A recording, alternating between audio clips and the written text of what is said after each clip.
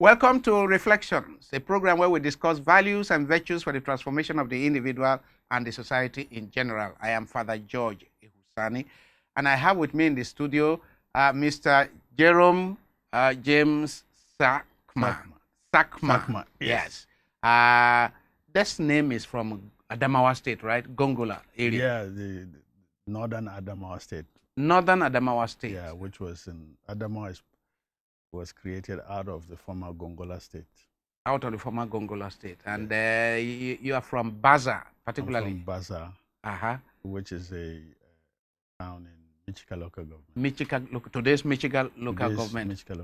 What was when you were a child, what was the local government? You know, there were fewer local governments in those days. The native authority was, it was Sadona province. Then the native authority was in Mubi, the headquartered in Mubi. Mubi. Yes.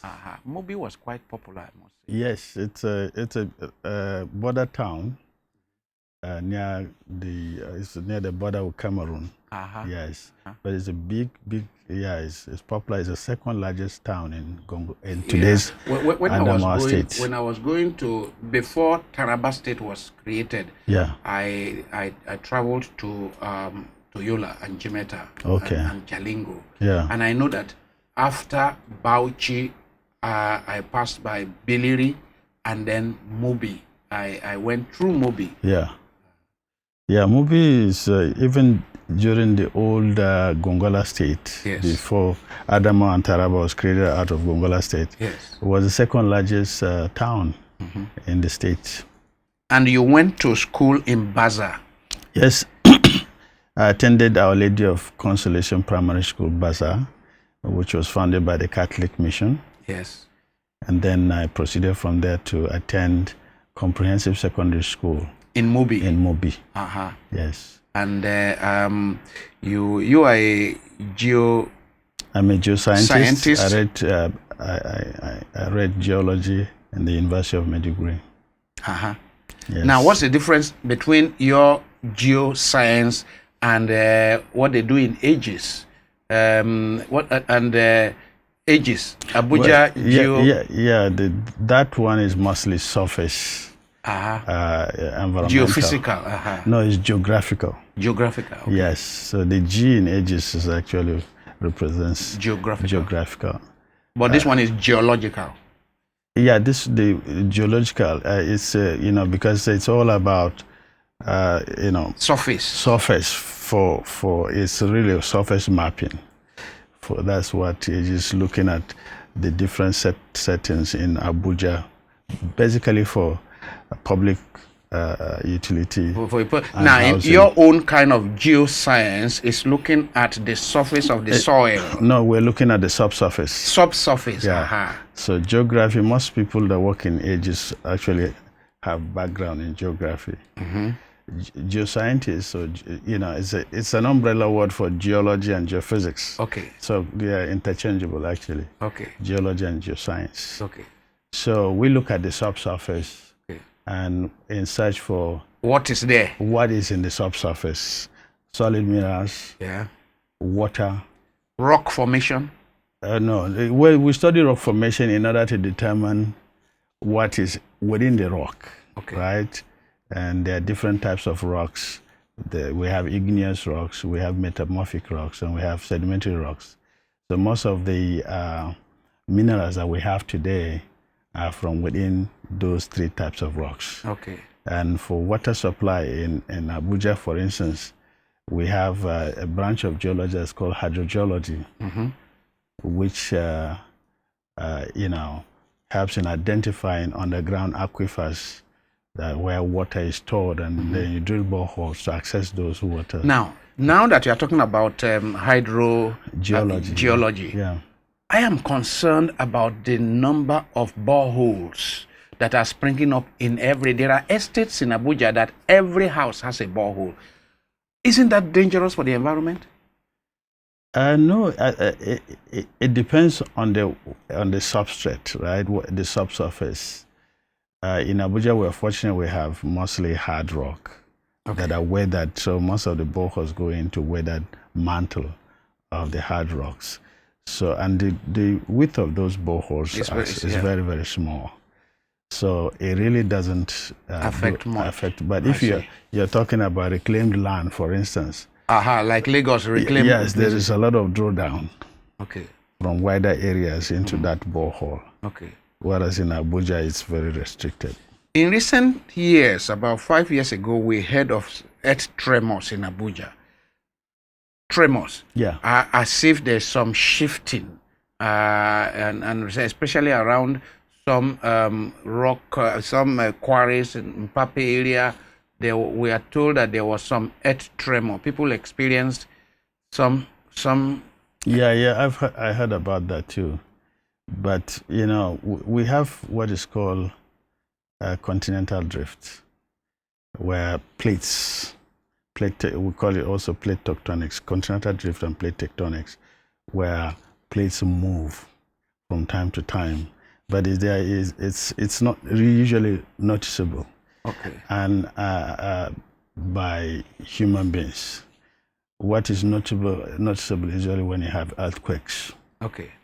Where, of course, there's movement of rocks underneath the surface, which affects what's on top. So you of don't think that we with don't have a lot of quarry activities? Yeah. When I think what happens in quarry activities is they use dynamites, right? Okay. To blow up the rocks so that into pieces, and of course the ripple effect of that could be felt by nearby. That is what happens. Yeah, I think so. So we're lucky in Nigeria we don't have real these natural occurrences. We had them in the past, like around the northeast where you have plate, around Bew and all that, where you had volcanicity, which happened during the tertiary times. That's many years, millions of years back. So, but fortunately, we have had a stable geologic setting in this country. And a lot of our subsurface is rock. Yes. So I was telling you, we have for the most part, you see what you see on the surface in those mountainous settings in Abuja. They are actually they were in the subsurface before. These hills. Oh yeah. Zuma Rock and so on. Oh yeah. They were in the subsurface. Yeah, it's because they're exposed due to millions of years of weathering, erosion, and all that. All the Mandara Mountain region, all of that used to be in the sea before. All mountains were originated from. So we are talking of how many millions of years process? Oh yeah, and some 50, 100 million. Wow. Oh yeah. Yeah, because and that thing is still going on today. You have volcanicity where because the earth is divided into 3 sections, right? There's the crust, which is where we live on the surface of the crust. Then you have the mantle and the core. Crust? And we live on the surface of the crust? Yes. Then you have? The mantle. Mantle? Yeah. And then you have? The core of the earth. So if you are digging a borehole, how far does it go? Borehole is just 100 meters. It's just 100 meters. Anywhere. Doesn't go far. Yeah. At what point do you? For oil, we drill sometimes to 30,000 meters. Wow. I mean, feet. 30,000 feet. Feet, yeah. Whereas for boreholes, onshore or offshore? Onshore as well as offshore, around the world. Yeah. Tell me, Nigerians need to know now that we have a geoscientist here. Our mainstay for our economy is oil, right? Yes, Petroleum. Yeah. And a lot of the activities, apart from those in the Niger Delta, the rest of us don't know. We just hear about the money, but we don't see the activities. Tell me, what is it that generates these fossils? What is it that generates the fossils from which you now get fossil fuel? What is it? I mean, do you just dig ground? If you dig 30,000 feet and you meet oil, how did it come about? Well, you have to have a sedimentary pile first. For instance, you can't drill for oil in Abuja, in the mountainous region. So you can't go to my village in Kogi State and dig and find oil? Well, it depends. So there is a sedimentary pile. That's what we call sedimentary basins. So one of the most popular in Nigeria is the Niger Delta Basin. Okay. But we have also the Chad Basin. We have the Chad Basin. We have the Ilumedium Basin in Sokoto. We have the Benue Trough. We have the Anambra Basin. These are the characters of the sub. No, those are where we have sufficient sedimentary rocks. Okay. What we call sedimentary pile ink, and it could be kilometers in thickness. Is that so? Oh yes. Where you see various segments that are sitting now on the basement rock, which are hard rocks. Okay. So a lot of these rocks mountains you see, they actually go deep down. And so you see, even when we're drilling boreholes here, you drill into a sedimentary pile first, right? No matter how thin it is, then you hit the hard rock, an igneous rock, what they call granite. Or, So there's so many different types of rocks. With your scientific equipment, you are able to locate the places. Yeah. So the job of a geoscientist is in the petroleum industry, because geology is very vast. There are geologists that are involved in identifying mineral resources, solid mineral resources like gold, like iron ore and all that. Yeah. But there are also geologists that are engaged in petroleum resources, water resources, and all that. So that it's a vast area. We have mining geologies as a branch. We have petroleum geology. We have mineralogy. Yeah. We have petrology. There are different branches of geology. But if we narrow it down to petroleum geology, to answer your earlier question about how do we identify how does oil accumulate in a given place? How do we know it's there? What is the origin? So there's what we call the magic 5. So for you to find a pool of oil, an accumulation of oil in the subsurface, you have to have a source rock. Source rock? Yes, a rock that is organic in nature and is cooked by temperature in the subsurface to release oil. Okay, now you have introduced something. So there is some heat. It's a geothermal. There has to be geothermal heat to cook. Like if you look at mud.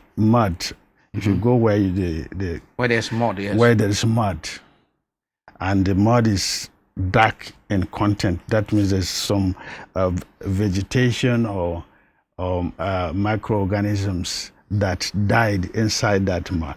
In order for that mud to be dark. Yeah, it has to have some organic content. Okay.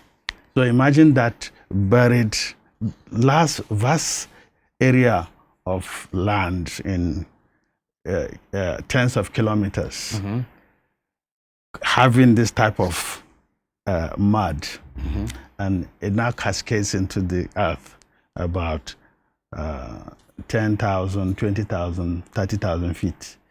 The temperature as it is buried, and it is buried by subsequent, erosion from the mountain areas. So more sediments are now burying this particular in layers and layers. Yes, in layers and layers.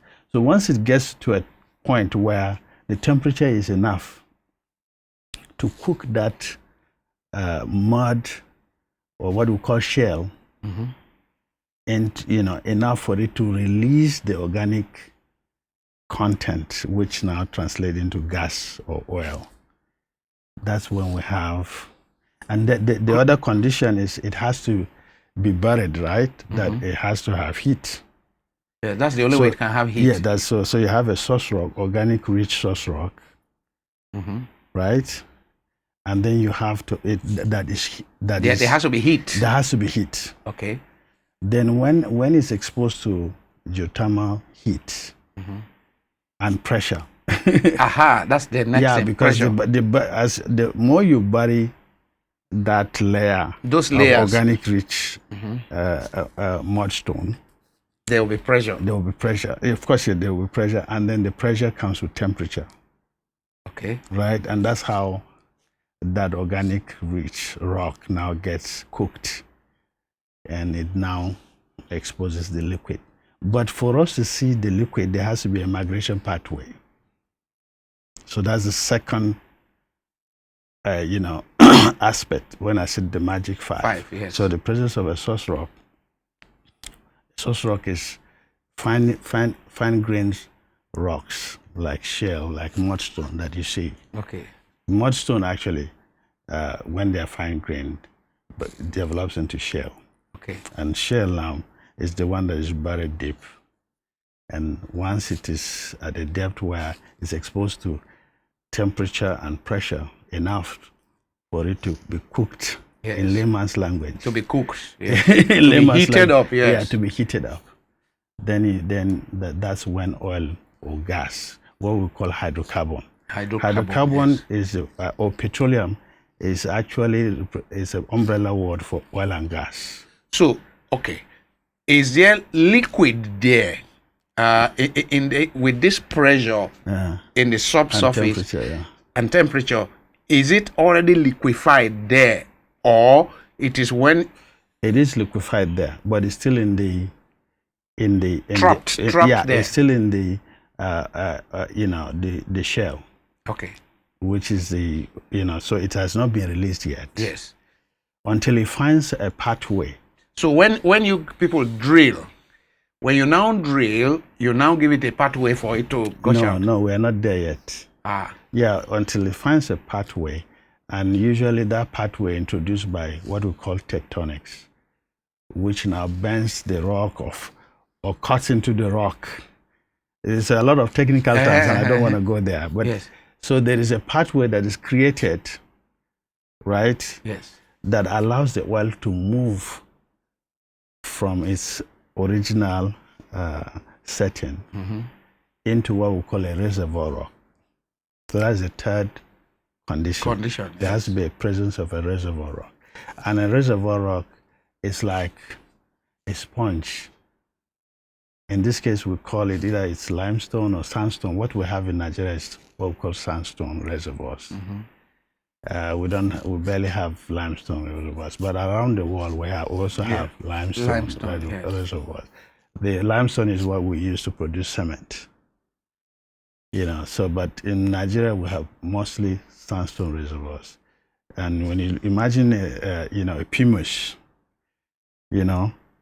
or sponge, there are holes in between. Yes. So when you put your hand into a sponge, when you dip your hand into it, yes, and it's already soaked with water, what happens? It squeezes the water out. No, water would now accumulate around your hand. Yes. Around your finger. Yes, around your finger. Is that not what happens? Yes. Okay. So that's what happens. And the reason it happens is that there is interconnectivity within the sponge that allows the water to rush to where your hand is, because you have introduced avenue where pressure is released, and they gather.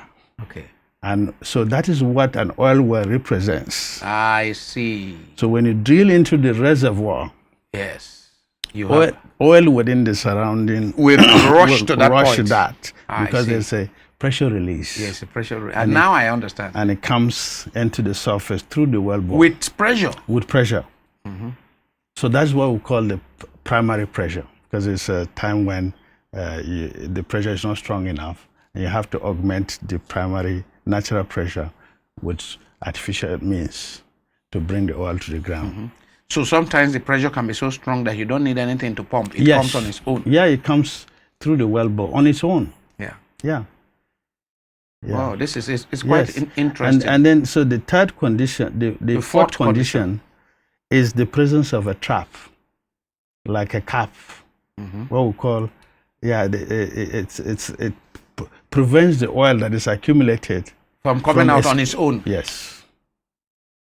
So naturally, there's a trap that happens? Yeah, there has to be a trap. There's a tectonic structure that allows that, like a domed structure, that allows the oil that is now generated from the reservoir, from the source rock, to the migration pathway created by tectonic events, that allows also the rock to bend in such a way that it forms a house for the oil that has been generated.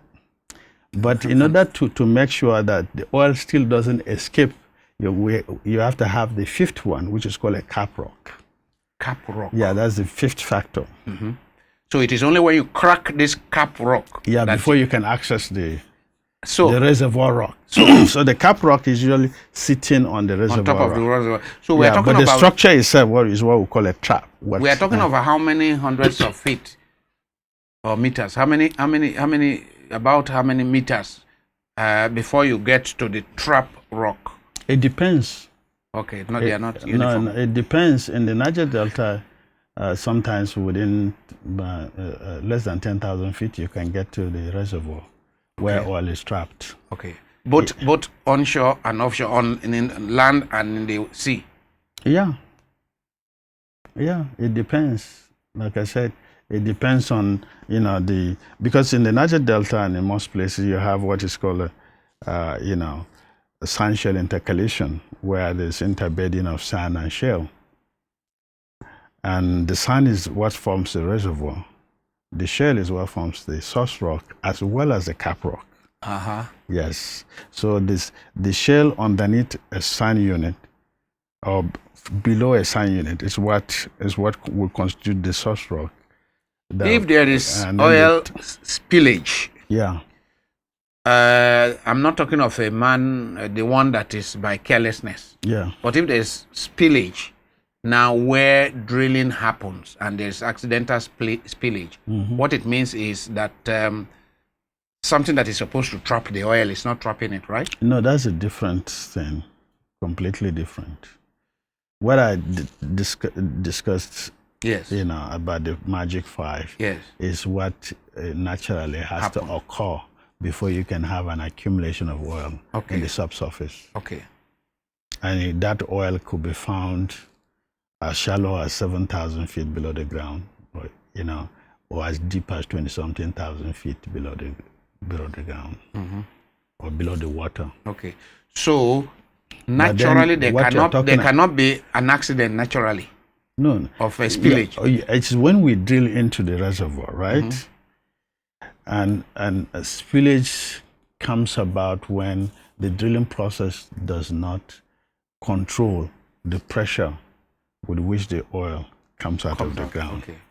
So there is what we call a blowout, for instance. It can just... Oh, yes. There used to be at least, on average, 100 people on board when you're drilling an exploration well, which is where you drill in a virgin area. There's not been a discovery of oil before. Yeah. So, in that case, a lot of the properties that nature came with is not fully understood. Yes. So that's why it's exploratory. That's why it's exploratory. So you may not have a full knowledge of the pressure in the subsurface with which the oil could come up to the surface. You may not actually even know the type of oil or hydrocarbon. It could be gas, it could be oil. Sometimes you don't know really until it comes up. It could be condensate somewhere in between oil and gas. So you need to prepare the drilling equipment to prevent this kind of accidental. Yes, yeah. There are a lot of technical terms that So there are equipments on the rig to prevent. Yes. There's a blowout preventer, for instance. That's what it's called. It's called that drillers make sure that, because the drilling engineers handle the drilling. We, the geoscientists, study the. Because we are the ones that has done the study to say if you drill to X depth, you are likely you are likely to find this. There's a probability of So it's never going to be 100%. Yes, of course. Yeah, there's a probability that you'll find oil. And so the job of the engineers will be, drilling engineers in this case, will be to take a rig to that location that we recommended, because it's an XY location. Yes. To that location, and then drill the well to the depth that we have recommended. So that's the job of the driller. And when they drill to that depth, we are with them, working with them to make sure. It's like the job between a building engineer and an architect. Yeah, that's. So you will do the work of an architect, and the engineer will do the. Yeah. I mean, this is quite enlightening for our viewers. I mean, a lot of us just know that Nigeria has oil, and they drill oil in the Niger Delta, and then the next they say they have found some oil around Chad Basin, or they have found some oil, but around Bauchi. We even heard that around Bauchi State they have found some oil. Gombe, Now, but what does it involve in terms of rock formation, in terms of the subsoil? A lot of us don't know. So this has been very and one of the things with most Nigerians don't know is that Nigeria is actually predominantly a gas country.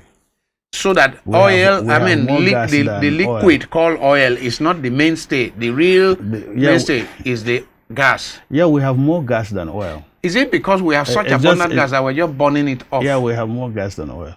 We have oil, but we have more gas than oil.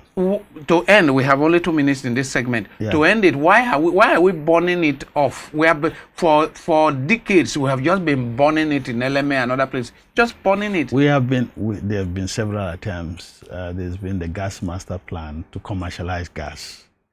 So unless you commercialize gas, it's hard to. Is it that we don't have containers? We'll be reducing flaring of gas over the years. So what's the reason for flaring? We are not able to contain the gas coming out, or what? Yeah, that's part of it. You can't. It's hard to eliminate it totally, because you also need it to make it for production and all that. You can't contain the gas that comes with the oil comes with gas. There's gas saturation in any oil that you produce.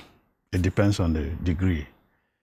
Would it not have been possible to... There's also water. You produce water, yes, and gas with the oil. So it was not possible to pipe every house in Nigeria. Send pipe to every house so that we have gas.